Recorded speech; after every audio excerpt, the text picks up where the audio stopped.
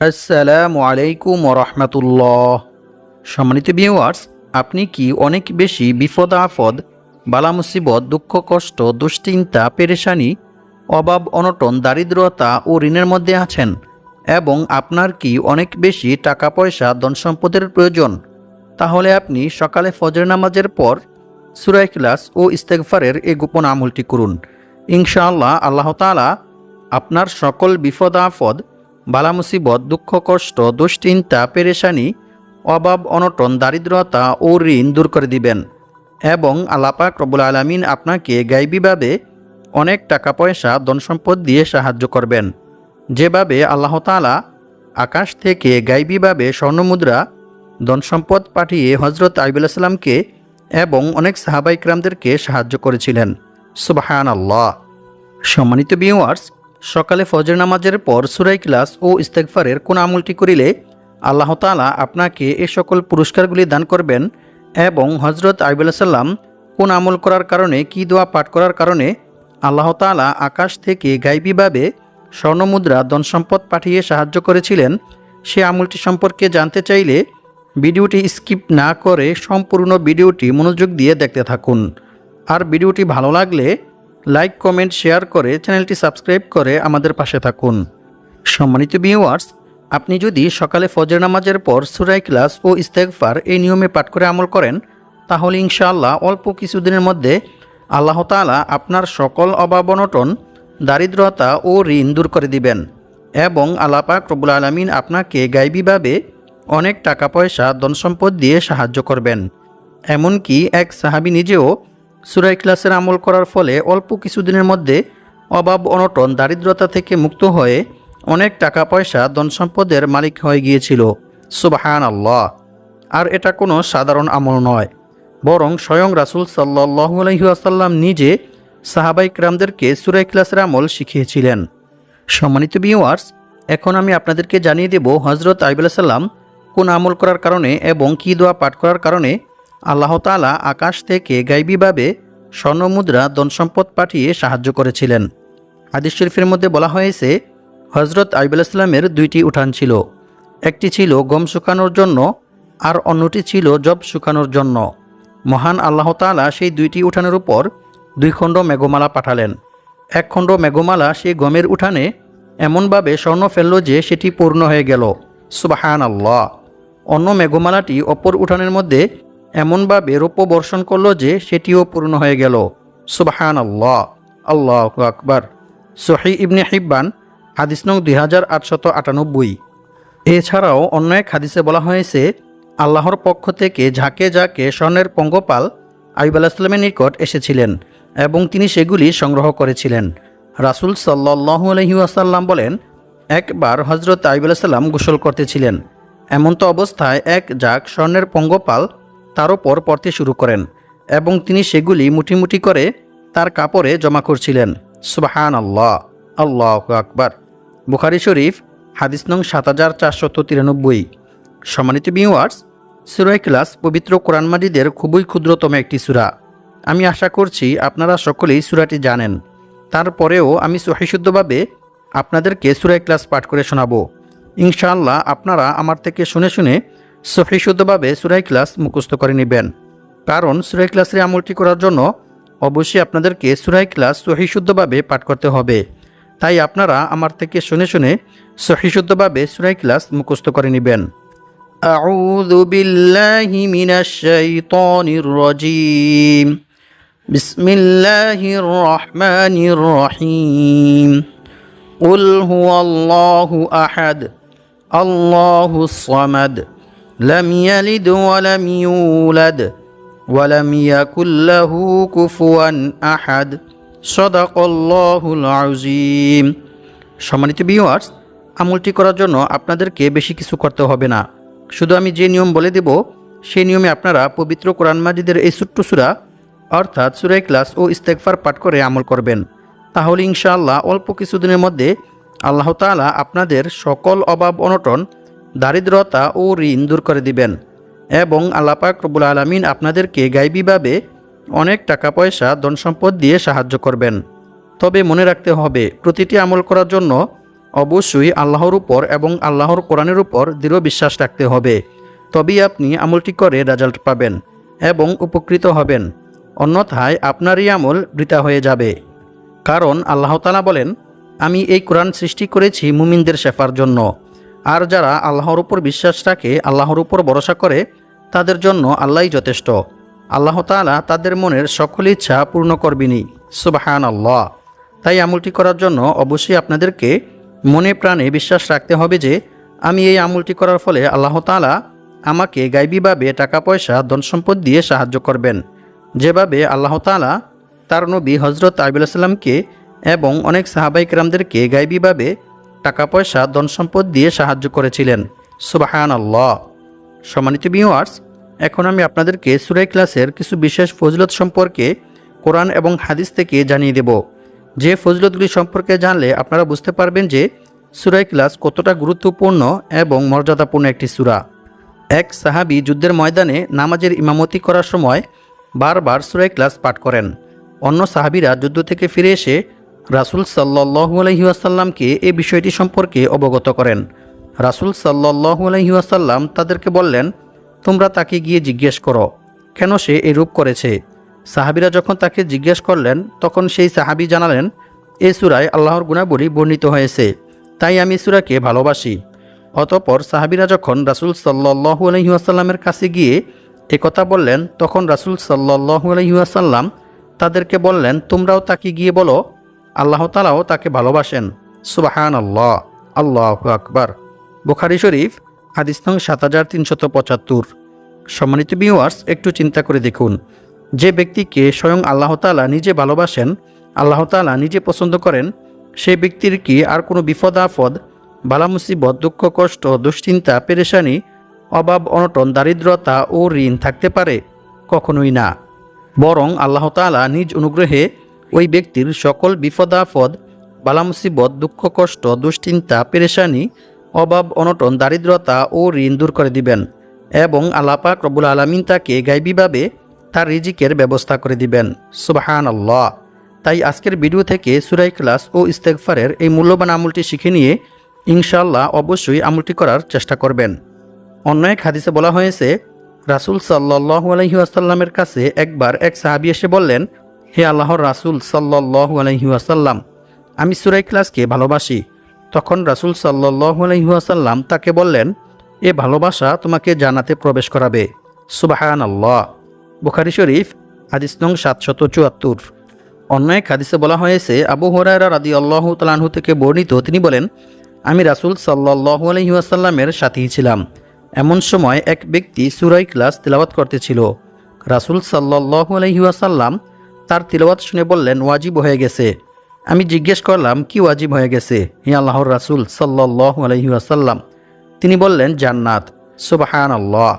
মুয়াত্তা মালিক হাদিস নং 257। সম্মানিত ভিউয়ার্স, এখন আমি আপনাদেরকে জানিয়ে দেব সূরা ইখলাস কি নিয়মে পাঠ করে আমল করিলে আল্লাহ তাআলা আপনার 50 বছরের গুনাহ ক্ষমা করে দিবেন। সুবহানাল্লাহ।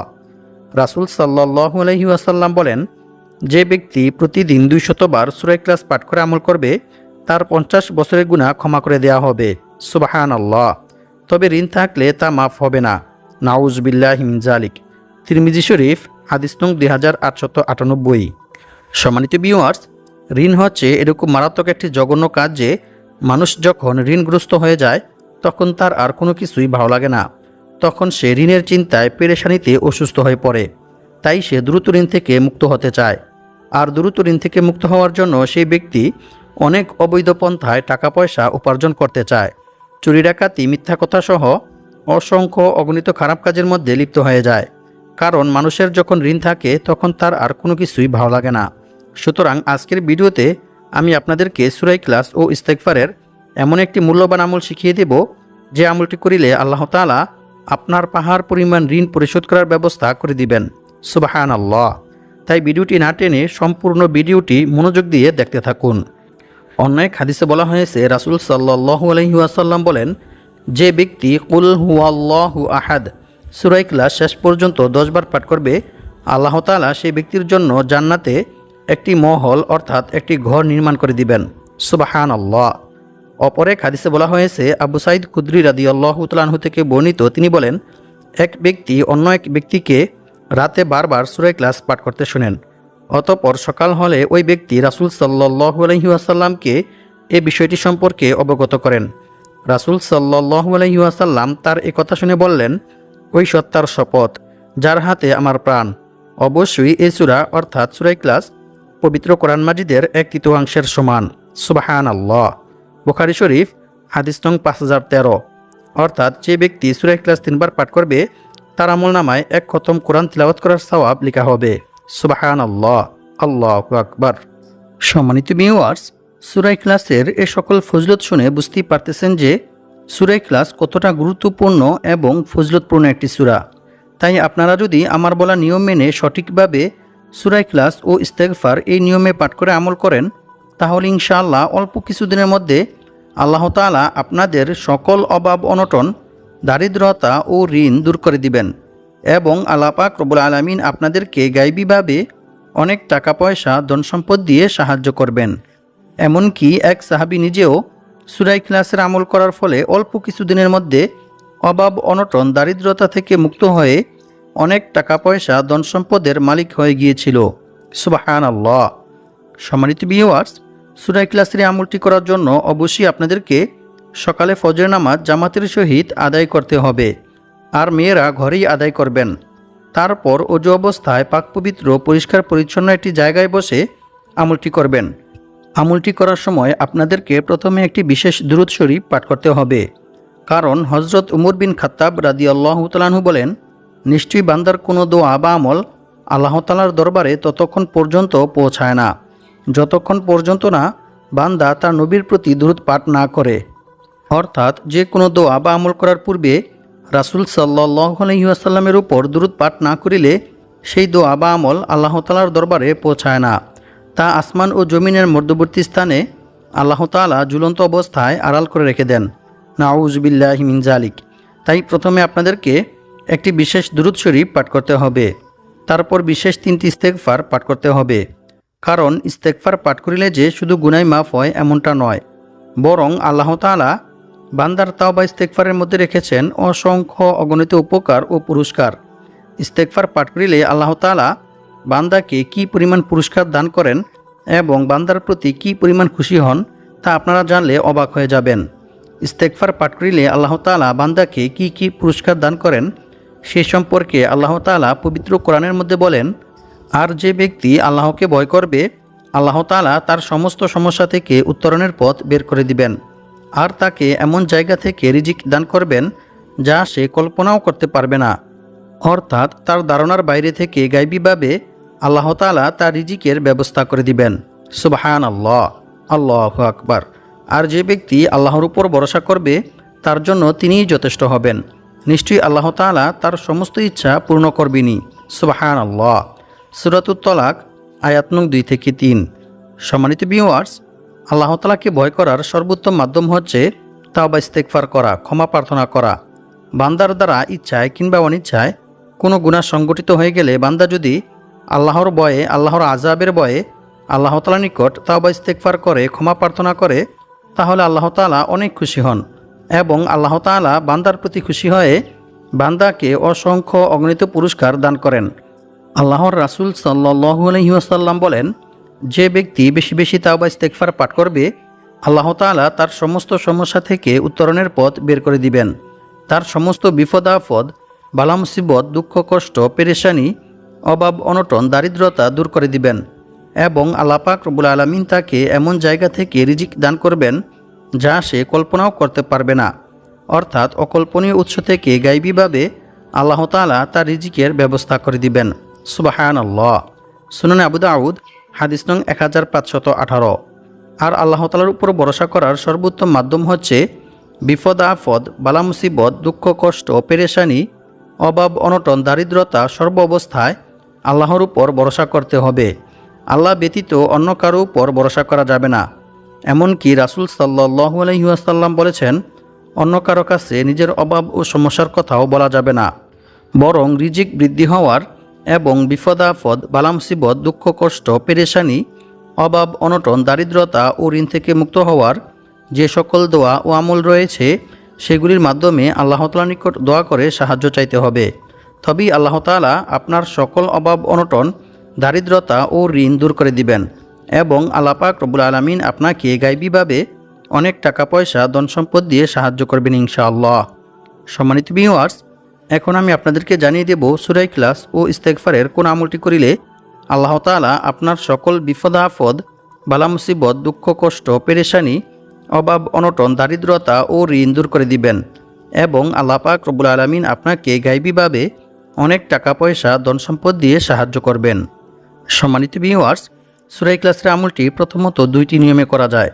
প্রথম যে নিয়মটি রয়েছে সেটি হচ্ছে, এক সাহাবী রাসূল সাল্লাল্লাহু আলাইহি ওয়াসাল্লামের কাছে এসে দারিদ্রতার অভিযোগ করলেন। রাসূল সাল্লাল্লাহু আলাইহি ওয়াসাল্লাম তাকে বললেন, যখন তুমি ঘরে প্রবেশ করবে তখন সালাম দিবে, অতঃপর একবার সূরা ইখলাস পাঠ করবে। ওই সাহাবী রাসূল সাল্লাল্লাহু আলাইহি ওয়াসাল্লামের কথা মতো সূরা ইখলাসের আমল করার ফলে অল্প কিছুদিনের মধ্যে আল্লাহ তাআলা তার সকল অভাব অনটন, দারিদ্রতা দূর করে দিয়েছিলেন। সুবহানাল্লাহ। কুরতুবী শরীফ। আর দুই নং যে আমলটি রয়েছে সে আমলটি করার জন্য অবশ্যই আপনাদেরকে সকালে ফজরের নামাজ জামাতের সহিত আদায় করতে হবে। তারপর অজু অবস্থায় পাক পবিত্র, পরিষ্কার পরিচ্ছন্ন একটি জায়গায় বসে আমলটি করবেন। আমলটি করার সময় কারো সাথে কোনো প্রকার কথা বলবেন না। অতঃপর একটি বিশেষ দুরূদ শরীফ পাঠ করবেন। দুরূদ শরীফটি হচ্ছে আল্লাহুম্মা সাল্লি ওয়া সাল্লিম আলা নাবিয়িনা মুহাম্মদ। এই দুরূদ শরীফটি 50 বার পাঠ করবেন। এরপর লা হাওলা ওয়ালা কুওয়াতা ইল্লা বিল্লাহ, এই ইস্তেগফারটি 71 বার পাঠ করবেন। এই ইস্তেগফারটি পাঠ করিলে আল্লাহ তাআলা আপনার রিজিক বৃদ্ধি করে দিবেন। সুবহানাল্লাহ। অতঃপর আরও একটি ইস্তেগফার পাঠ করবেন। ইস্তেগফারটি হচ্ছে আল্লাহুম্মা ইন্নী আউযু বিকা মিনাল কিল্লাতি ওয়াল ফাকরি ওয়া যিল্লাতি ওয়া আউযু বিকা আন আজলিমা আও উজলিমা। এই ইস্তেগফারটি 31 বার পাঠ করবেন। এই ইস্তেগফারটি পাঠ করিলে আল্লাহ তাআলা আপনার সকল অভাব অনটন, দারিদ্রতা দূর করে দিবেন। সুবহানাল্লাহ। এরপর আরও একটি ইস্তেগফার পাঠ করবেন। ইস্তেগফারটি হচ্ছে আল্লাহুম্মা গফিরলি যামবি ওয়া ওয়াসি'লি ফি দারি ওয়া বারিকলি ফি রিজকি। এই ইস্তেগফারটি 20 বার পাঠ করবেন। এই ইস্তেগফারটি পাঠ করিলে আল্লাহ তাআলা আপনার সকল বিপদ আপদ, বালা মুসিবত, দুঃখ কষ্ট, পেরেশানি, অভাব অনটন, দারিদ্রতা ও ঋণ দূর করে দিবেন এবং আল্লাহ পাক রব্বুল আলামিন আপনাকে গায়বীভাবে অনেক টাকা পয়সা ধন সম্পদ দিয়ে সাহায্য করবেন। সুবহানাল্লাহ। এরপর সুবহানাল্লাহ ৫৫ বার, আলহামদুলিল্লাহ ৫৫ বার পাঠ করবেন। অতঃপর ইয়া রাজ্জাকু, এই ইসমে আজমটি ৪১ বার পাঠ করবেন। এরপর ইয়া কাদিয়াল হাজাত, এই দোয়াটি 11 বার পাঠ করবেন। অতঃপর 21 বার সূরা ইখলাস পাঠ করবেন। প্রত্যেকবার সূরা ইখলাস পাঠ করার পূর্বে বিসমিল্লাহির রহমানির রহিম পাঠ করে নেবেন। এরপর কয়েকবার ইস্তেগফার ও দুরূদ শরীফ পাঠ করে আল্লাহ তাআলার নিকট দোয়া করবেন। দোয়ার মধ্যে আপনি যা চাইবেন ইনশাআল্লাহ আল্লাহ তাআলা আপনাকে তাই দান করবেন। তবে দোয়ার মধ্যে আরও একটি দোয়া পাঠ করবেন। সেই দোয়াটি হচ্ছে আল্লাহুম্মা কফিনি বিহালালিকা আন হারামিকা ওয়া আগনিনি বিফদলিকা আম্মান সিওয়াক। এরপর দোয়া শেষ করার পূর্বে ইয়া দাল জালালি ওয়াল ইকরাম ইয়া হাইয়ু ইয়া কাইয়ুম, এই দুইটি ইসমে আজম পাঠ করে দোয়া শেষ করবেন। দোয়া শেষ করেও কয়েকবার ইস্তেগফার ও দুরূদ শরীফ পাঠ করে নেবেন। এরপর আরও একটি দোয়া 3 বার পাঠ করবেন। দোয়াটি হচ্ছে লা ইলাহা ইল্লা আনতা সুবহানাকা ইন্নী কুনতু মিনাজ জালিমিন। এই দোয়াটি পাঠ করিলে আল্লাহ তাআলা আপনার সকল বিপদ আপদ, বালা মুসিবত দূর করে দিবেন ইনশাআল্লাহ। এরপর আরও একটি দোয়া 3 বার পাঠ করবেন। এই দোয়াটি 3 বার পাঠ করিলে আল্লাহ তাআলা আপনার রিজিক ও জ্ঞান বুদ্ধি বৃদ্ধি করে দিবেন। দোয়াটি হচ্ছে আল্লাহুম্মা ইন্নী আসআলুকা ইলমান নাফিআ ওয়া রিজকান তাইয়্যিবা ওয়া আমালাম মুতাকাব্বালা। সম্মানিত ভিউয়ার্স, সূরা ইখলাস ও ইস্তেগফার এই নিয়মে পাঠ করে আমল করিলে আল্লাহ তাআলা আপনার সকল অভাব অনটন, দারিদ্রতা ও ঋণ দূর করে দিবেন ইনশাআল্লাহ। আল্লাহ পাক রব্বুল আলামিন আমাদের সবাইকে সূরা ইখলাস ও ইস্তেগফারের এই আমলটি করে বিপদ আপদ, বালা মুসিবত, দুঃখ কষ্ট, পেরেশানি, অভাব অনটন, দারিদ্রতা ও ঋণ থেকে মুক্ত হয়ে অনেক টাকা পয়সার মালিক হওয়ার তৌফিক দান করুক। আমিন।